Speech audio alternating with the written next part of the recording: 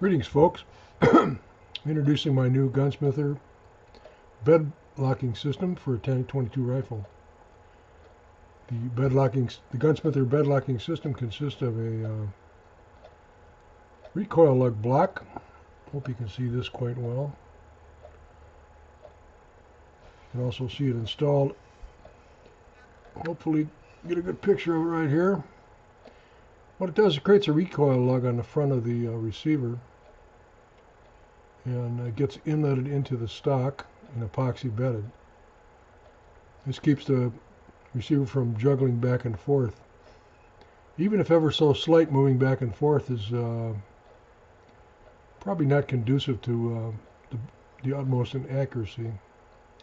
Also, the includes this set screw at an angle, which goes up into the V portion of the barrel, pushes the barrel upward, and takes out any play, loose factory barrel, or some aftermarket barrels are also loose, but mostly factory barrels are loose. And the factory V block pulls the barrel down and creates the so-called droop situation, or and a lot of the times that causes lack of elevation for a cheap scope. So by pushing the barrel up and taking that little bit of play out, it should overcome the low shooting tendencies of the guns.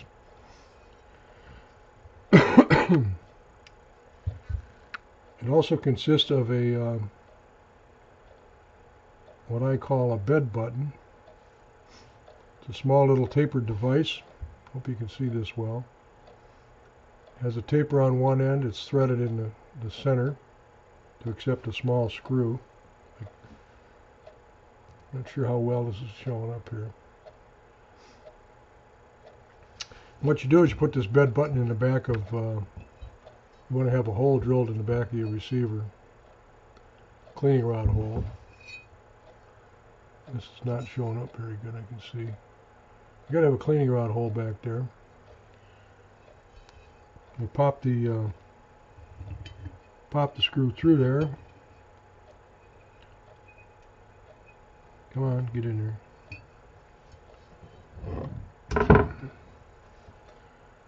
That little nylon screw holds that little button in there like that.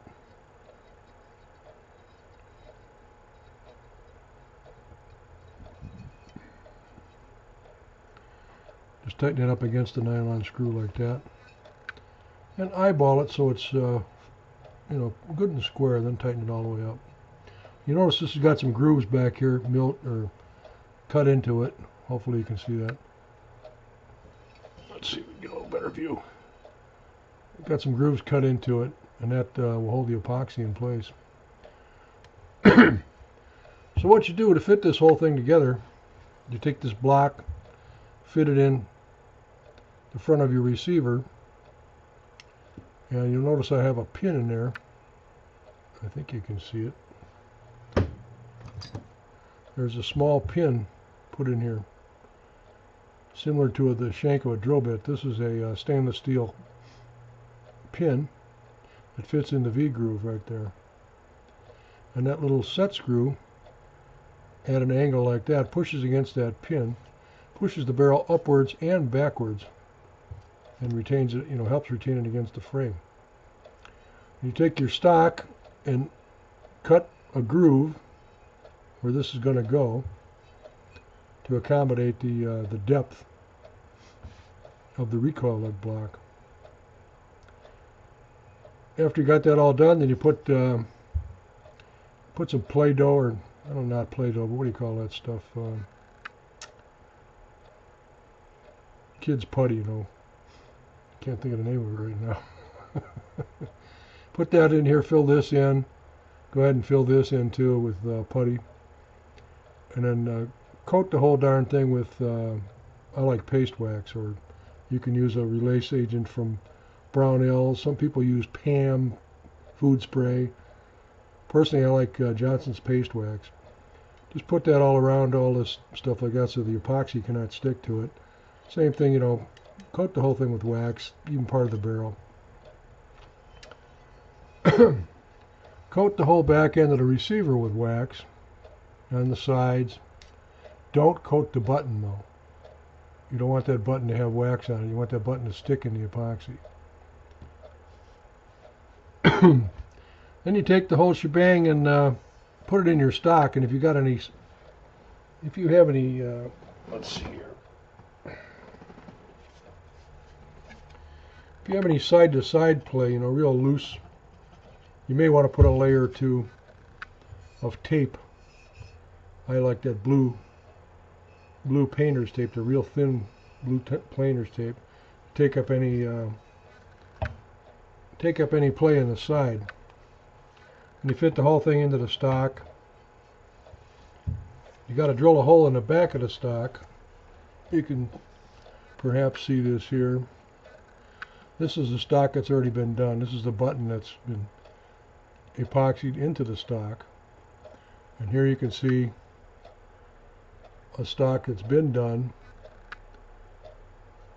where the epoxy is set up around the Gunsmither block. I also taken cut grooves down in the bottom right here to add epoxy underneath. So you get some epoxy underneath here. Anyhow, after you've drilled the hole in the back for your button and made a groove here, just put a little bit of epoxy in here, not very much, and put a little bit in here, a little bit here, fill it in the hole here, and I like to put a little extra epoxy around the back, all around the button. I just pop the whole thing into the stock, and after it cures up, you can lift this.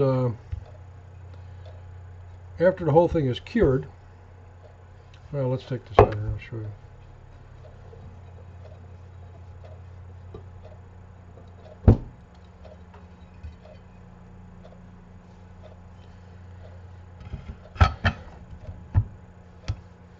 After the whole thing is cured, say about 12 hours later or so, you can lift the whole barrel action up right like this.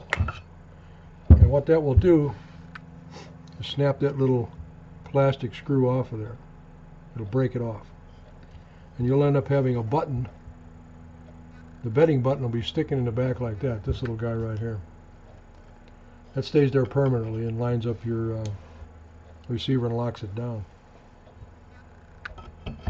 What I like to do when I do put it in, this has been done with a different bedding block, so it doesn't quite fit, but I like to wrap some painter's that real thin blue tape around here to hold the back end down while the glue sets up, or the epoxy sets up.